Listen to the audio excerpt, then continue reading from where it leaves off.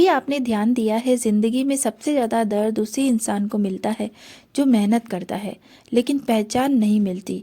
आज आप जिस हालत में हैं, जहां मेहनत दिखती नहीं, जहां लोग कहते हैं इससे कुछ नहीं होगा, वही हालात आपकी परीक्षा ले रहे हैं। पर सच ये है, समय कभी एक जैसा नहीं रहता। आज जो आपके संघर्ष पर हंस रहे हैं, कल वही लोग आपकी कहानी सुनाएंगे। क्योंकि जिंदगी में हार या जीत तय नहीं होती, तय होता है कि इंसान बुरे वक्त में खुद को कितना मजबूत बनाए रखता है। आज बुरा है, लेकिन याद रखिए, समय सब बदल देता है। तो दोस्तों, आज आप सुनेंगे एक कारीगर की कहानी जिसकी मेहनत, धैर्य और समय ने उसकी पूरी जिंदगी बदल दी। तो चलिए शुरू करते हैं। समय का पहिया, एक कहानी। राहुल की साड़ियाँ बिक नहीं रही थी। वह दिन रात हथकरघे पर मेहनत करता था।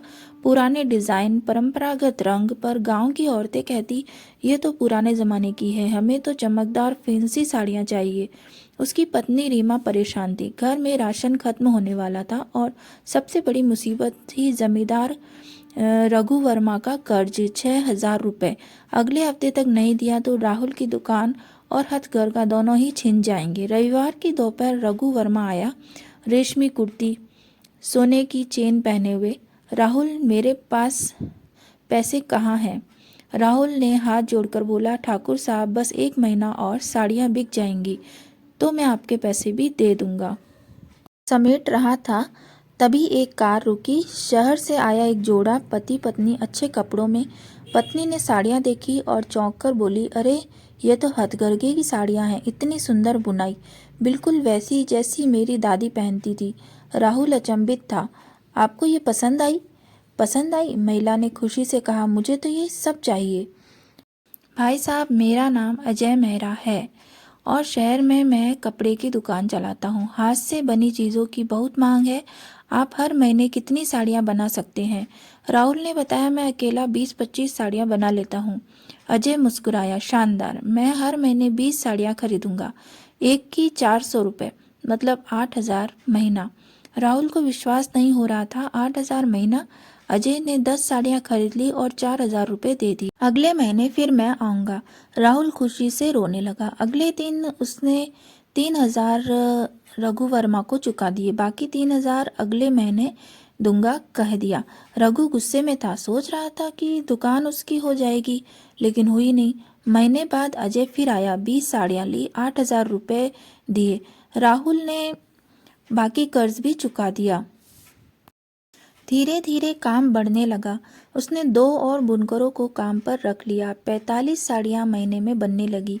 अजय खुश था, उसकी दुकान में ये साड़ियाँ बहुत बिकती थी।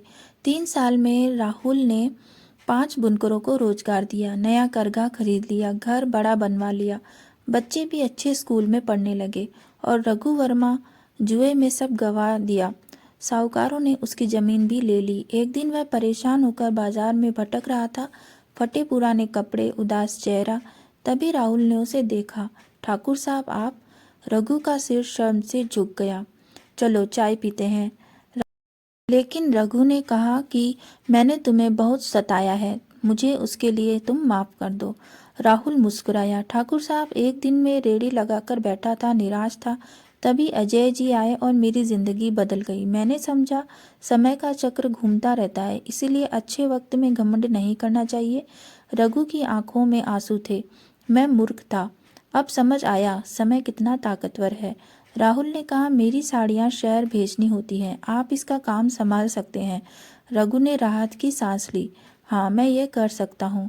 आज 5 साल बाद दोनों साथ बैठकर चाय पीते हैं। गांव के चौराहे पर एक पत्थर लगा है, समय का पहिया। सबके जीवन में अच्छे और बुरे दिन आते रहते हैं। इस कहानी से हमें यह सीख मिलती है कि समय का पहिया घूमता रहता है।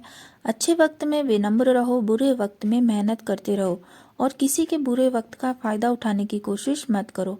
अगर आपको यह कहानी पसंद आई तो लाइक करें, शेयर करें और सब्सक्राइब करना ना भूलें। धन्यवाद।